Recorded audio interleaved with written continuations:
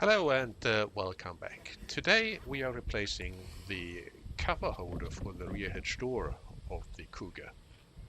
You probably have experienced that before.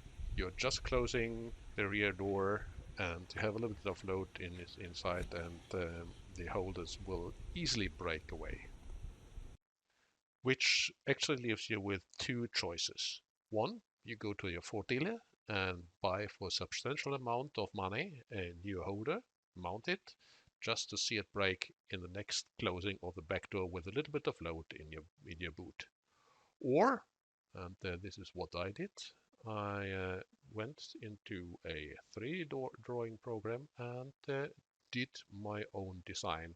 A little bit holder, a little bit more robust, a little bit thicker, but basically the same design.